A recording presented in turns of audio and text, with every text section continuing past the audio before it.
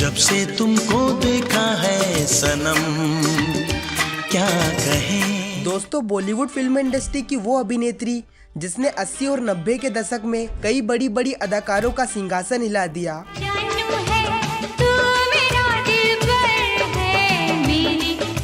दोस्तों, उस दौर में अपने मनमोहक खूबसूरती और मासूमियत और नयन नक्श की सुंदरता से लाखों दिलों पर यह राज करती थी।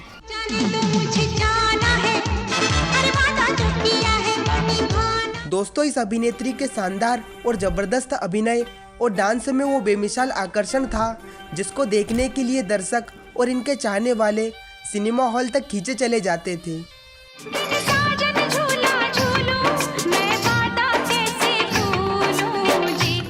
लाखों दिलों पर राज करने वाली यह अभिनेत्री कैसी 17 साल की नाबालिग उम्र में मिस इंडिया का खिताब जीतकर अपना पहला कदम रखती है बॉलीवुड फिल्म इंडस्ट्री में।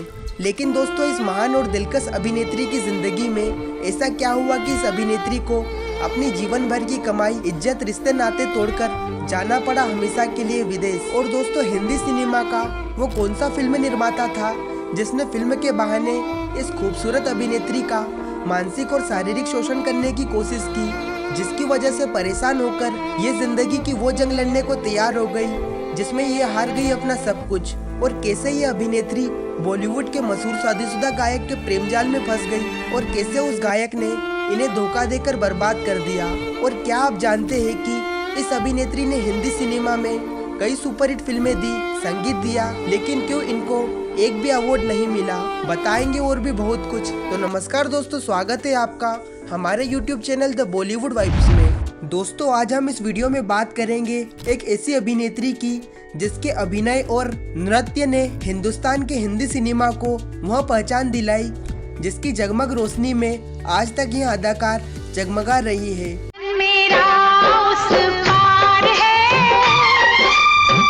मिलने। जी हाँ दोस्तों, हम बात कर रहे हैं 80 और 90 के दशक की शानदार और जानदार अभिनेत्री मीनाक्षी शेषाद्री की। दोस्तों, मीनाक्षी शेषाद्री का जन्म 16 नवंबर 1963 को झारखंड के सिंदरी नामक स्थान पर एक शिक्षित तमिल ब्राह्मण परिवार में हुआ था। इनकी मां ने इन्हें बचपन से ही भरतनाट्यम की अच्छी शिक्षा दी और आगे चलकर यही डांस इनकी ताकत बना, जिसकी वजह से इनको अन्य दूसरी अभिनेत्रियों के मुकाबले ज्यादा लोकप्रियता हासिल हुई।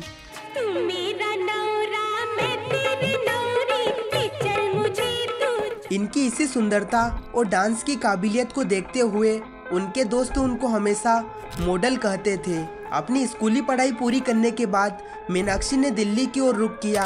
डांस सीखने में भी काफी समय गुजारा और आगे मीनाक्षी को किस्मत की धनी कहे या फिर किस्मत का ऐसा संजोग हुआ कि मीनाक्षी उस समय मिस इंडिया चुनी गई और मीनाक्षी न्यूज चैनल और न्यूज़पेपरों की सुर्खियों में बन गई। निगाहों ने छेड़ा है दिल का तराना। जिसके बाद उनको कई मॉडलिंग के ऑफर आने लगे, लेकिन उनकी किस्मत तो उनको बॉलीवुड में लेकर आना चाहती थी और मीनाक्षी के साथ भी कुछ ऐसा ही हुआ। दरअसल हिंदी सिनेमा के सुपरस्टार मनोज कुमार अपनी एक फिल्म के लिए नए चेहरे की तलाश में थे। तब मनोज कुमार की नजर न्यूज़पेपर पर पड़ी जिसमें मीनाक्षी की तस्वीर छपी हुई थी। मीनाक्षी की खूबसूरती उन्हें पसंद आई और उन्होंने मीनाक्षी के बारे में पता लगाया। आगे मनोज जी ने मीनाक्षी को मिलने के लिए बुलाया और उन्हें अपनी फिल्म पेंटर बाबू के लिए साइन कर लिया। लेकिन जब यह फिल्म 1983 में दर्शकों के बीच पहुंची तो फिल्म दर्शकों को उतना प्रभावित नहीं कर सकी, लेकिन मीनाक्षी की अदाकारी को सहारा गया। आगे इनको सुभाष घई की फिल्म हीरो के लिए संपर्क किया गया और लिहाजा मीनाक्षी हिंदी सिनेमा में काम करना चाहती थी तो इन्होंने फिल्म को साइन कर लिया। और जब सुभाष घई द्वारा निर्देशित यह फिल्म रिलीज हुई तो इस फिल्म ने हिंदी सिनेमा के कई रिकॉर्ड तोड़ दिए और सुपरहिट साबित हुई। इसमें मीनाक्षी के साथ मुख्य भूमिका में मशहूर अभिनेता जैकी श्रॉफ थे और इस फिल्म ने दोनों अदाकारों को रातों रात सुपरस्टार बना दिया।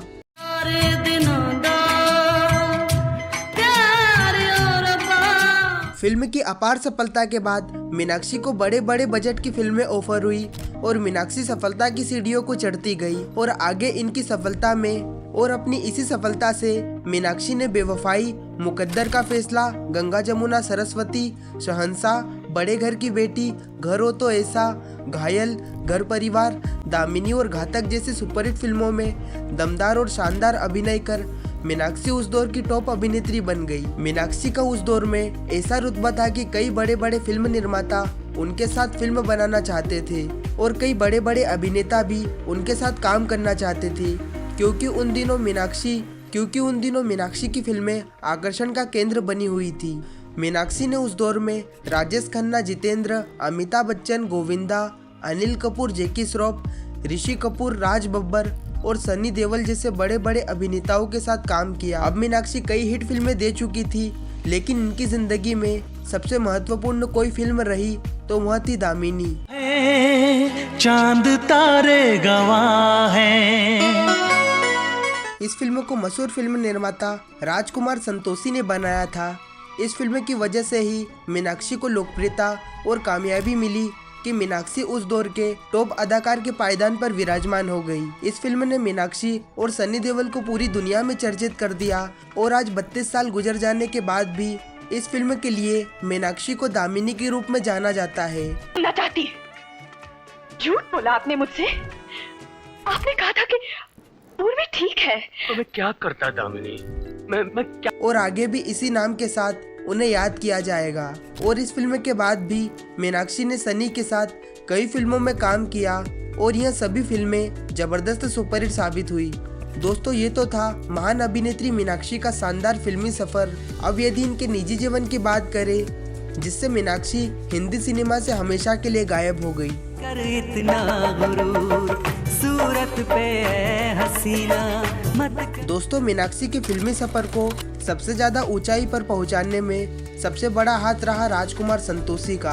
राजकुमार संतोषी ने मीनाक्षी के लिए दामिनी, घायल और घातक जैसी सुपरहिट फिल्मों का निर्माण किया। राजकुमार संतोषी मीनाक्षी को बेहद पसंद करते थे। राजकुमार संतोषी जब मीनाक्षी के साथ फिल्म दामिनी बना रहे थे तो वो मन ही मन में मीनाक्षी को अपना दिल दे बैठे थे। राजकुमार संतोषी ने फिल्म के सेट पर मीनाक्षी से अपने प्यार का इजहार किया। वो मीनाक्षी से शादी करना चाहते थे और वहीं उनको यकीन था कि मीनाक्षी उनके प्रस्ताव को कभी मना नहीं करेगी। लेकिन दोस्तों, किस्मत को तो कुछ और ही मंजूर था।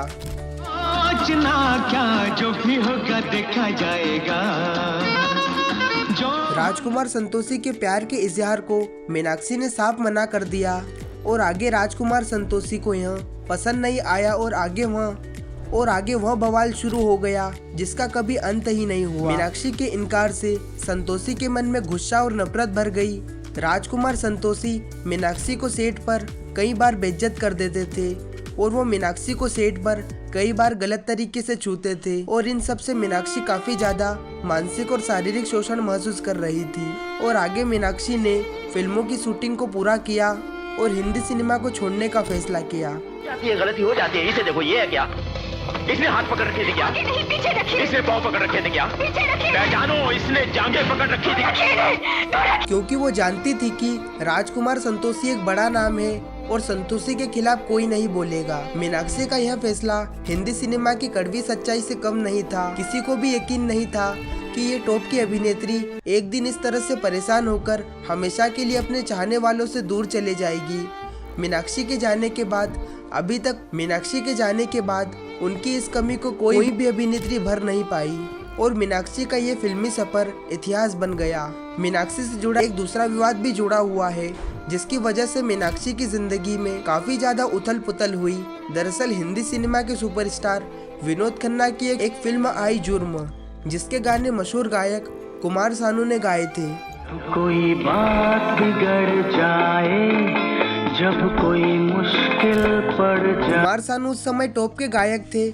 उनकी गायकी की लोकप्रियता ऐसी थी कि कोई भी फिल्म निर्माता उनके संगीत के बिना फिल्म बनाने की सोचता भी नहीं था।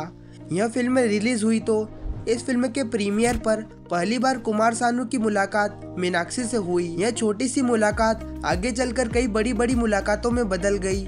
नतीजा यह हुआ कि दोनों एक दूसरे को पसंद करने लगे। दरअसल यह वही समय था जब मीनाक्षी राजकुमार संतोषी से परेशान थी और अपने लिए एक जीवन साथी की तलाश कर रही थी। मीनाक्षी सिसाद्री कुमार सानू को प्यार करती थी और उनके साथ शादी के सपने संजो रही थी, तो वहीं कुमार सानू पहले से ही शादीशुदा निकले थे। दरअसल कुमार सानू ने कभी भी मीनाक्षी को अपनी शादी के बारे में नहीं बताया। कुमार सानू ने अपनी शादी को छुपाकर रखा, लेकिन जब यह बात मीनाक्षी को पता चली तो वह इस बात को यकीन नहीं कर पा रही थी। उनके साथ इतना बड़ा धोखा हुआ था, वो कुमार सानू के इस झूठ से टूट चुकी थी। तो वहीं कुमार सानू की पहली पत्नी रीता भट्टाचार्य को जब यह रिश्ते की बात पता चली तो उनके पैरों तले जमीन खिसक गई। जब उन्होंने कुमार सानू से इस रिश्ते के बारे में पूछा तो उन्होंने इसे कबूल लिया। इसका नतीजा यह हुआ कि दोनों के बीच रिश्ता खत्म हो गया। रीता भट्टाचार्य ने साल 1994 में कुमार सानू को तलाक दे दिया। मीनाक्षी की जिंदगी से खिलवाड़ करने वाले कुमार सानू कहीं के नहीं रहे। उन्होंने अपनी प्रेमिका के साथ धोखा खाया तो वहीं अपने वैवाहिक जीवन में भी आग लगा दी और इस तरह कुमार सानू ने दो लड़कियों की जिंदगी खराब कर दी और मीनाक्षी को आगे कई आलोचनाओं का सामना करना पड़ा और मीनाक्षी को मीडिया ने दोषी माना और कुमार सानू की बर्बादी का कारण भी। और जब यह बात मीनाक्षी को पता चली तो वह इस बात से काफी ज्यादा परेशान हुई। लोगों के तानों और आलोचनाओं ने मीनाक्षी का जीना मुश्किल कर दिया और इसी के चलते एक दिन मीनाक्षी ने अपने परिवार की मर्जी से एक बैंक मैनेजर हरीश मैसूर से शादी कर ली और अपनी जिंदगी भर की कमाई, इज्जत, नाम, फिल्मी करियर और देश सब कुछ छोड़कर हमेशा के लिए पति के साथ 7 समुंदर पार विदेश चली गई और भारतीय हिंदी सिनेमा की इस बेहद खूबसूरत, लाजवाब, शानदार और यादगार अभिनेत्री का सफर खत्म हो गया। मीनाक्षी इस तरह से हम सबको छोड़कर जिंदगी और अपने चाहने वालों की जिंदगी से अलविदा हो जाएगी, कभी किसी ने सोचा भी नहीं था। और दोस्तों, आज तक उन्होंने फिर से अपने फिल्मी करियर में कभी भी वापसी नहीं की। शादी के बाद अमेरिका में उन्होंने 2 संतानों को जन्म दिया, बेटा जोश और बेटी केंद्रा। और अमेरिका के टेक्सास में ही मीनाक्षी अब एक डांस स्कूल चलाती है। मीनाक्षी ने हिंदी सिनेमा में एक से बढ़कर एक फिल्में दी है और यादगार अभिनय की छाप छोड़ी, जिससे आज तक वक्त गुजर जाने के बाद भी उन्हें याद किया जाता है। लेकिन इन सब के बावजूद मीनाक्षी को कभी भी किसी फिल्म के लिए कोई भी अवार्ड नहीं दिया गया। यह बड़ा दुर्भाग्य है कि इस महान अभिनेत्री को किसी ने भी कोई मान सम्मान देने की जहमत नहीं उठाई। दोस्तों, आपको क्या लगता है कि मीनाक्षी शेषाद्री को क्यों कोई अवार्ड नहीं मिला? इन सब के पीछे कोई साजिश हो सकती है या किसी ने अवार्ड ना देकर अपना गुस्सा या दुश्मनी निकाली हो? दोस्तों, फिलहाल मीनाक्षी शेषाद्री अपने फिल्मी करियर और अपनी डांस स्कूल को एंजॉय करती है। दोस्तों, फिलहाल इस वीडियो में इतना ही। मिलते हैं अगले वीडियो में। धन्यवाद।